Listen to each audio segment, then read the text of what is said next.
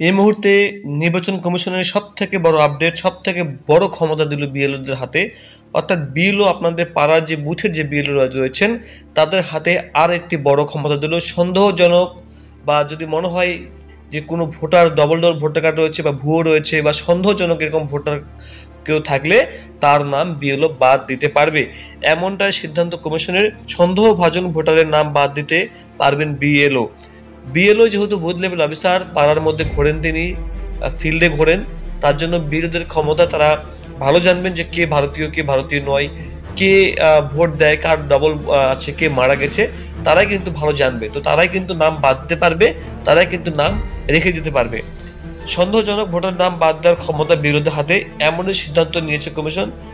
আর তাই মঙ্গলবার রাতে বিএলওর অ্যাপে বিশেষ বদল আনা হয়েছে, অ্যাপেও কিন্তু পরিবর্তন করা হয়েছে। এই অ্যাপ মারফত ইনুমারেশন ফর্ম ডিজিটাইজেশনের কাজ শুরু করেছেন বিএলওরা।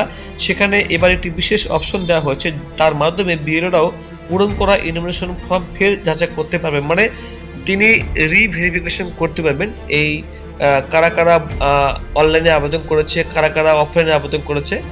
তো অনলাইনে আবেদন করলে তো সেটা গ্র্যান্টেড হবে, কারণ অনলাইনে আবেদন করা মানে হচ্ছে তার সে আছে। কিন্তু অনলাইনে একটা অসুবিধা, সেটা হচ্ছে যে অনলাইনে যদি আপনার বাইরে কেউ মারা গিয়ে থাকে, তার ভোট চলতে থাকে এবং তার আধার কার্ডের সঙ্গে মোবাইল নাম্বার লিঙ্ক থাকে, সে কিন্তু অনায়াসে কিন্তু অনলাইনে নিজেই কিন্তু তার ওটিপি দিয়ে কিন্তু সে মারা গেলেও তো মোবাইল বাড়ি কারো মোবাইল নাম্বার লিঙ্ক থাকতে পারে, তো সেই ওটিপি দিয়ে কিন্তু সে কিন্তু ইনভিটেশন ফর্ম বা এসআইআর ফর্ম ফিল আপ করতে পারে অনলাইনে। যে সেক্ষেত্রে কিন্তু বিএলও যদি মনে করে যে এটা ভুল রয়েছে বা এই ব্যক্তি মারা গেছে, সেটা কিন্তু বাতিল করতে পারে। এই ক্ষেত্রে বলছি, ঠিক আছে। বাকি ক্ষেত্রে কিন্তু অনলাইনে আবেদন করা মানে আপনার 100% কাজ হবে। শুধুমাত্র কেউ মারা গিয়ে থাকলে এবং তারপরেও যদি কেউ সাবমিট করে থাকে ফর্ম এসআইআর, যেটা বেআইনি একমাত্র, তো সেটা কিন্তু বাদ দিতে পারবে। তাছাড়াও অফলাইনেও কিন্তু বিএলও বাদ দিতে পারবে যদি কেউ মারা গিয়ে থাকে। তার মাধ্যমে বিএলওরা পূরণ করা ইনভেস্টমেন্ট ফর্ম ফের যাচাই করতে পারবেন। প্রয়োজনীয় সংশোধন তো বটেই, সে সঙ্গে কোনো ভোটারকে তারা চাইলে আনম্যাপও করে দিতে পারবেন। সোজা কথায় এই অপশনের মাধ্যমে কোনো ভোটারের পূরণ করা ইনভিটেশন ফর্ম আপলোড করতে গিয়ে ভুল হয়েছে মনে হলে বিএলওরাও পুনরায় যাচাই করে সংশোধন করার ছাড়পত্র পেয়ে গেলেন।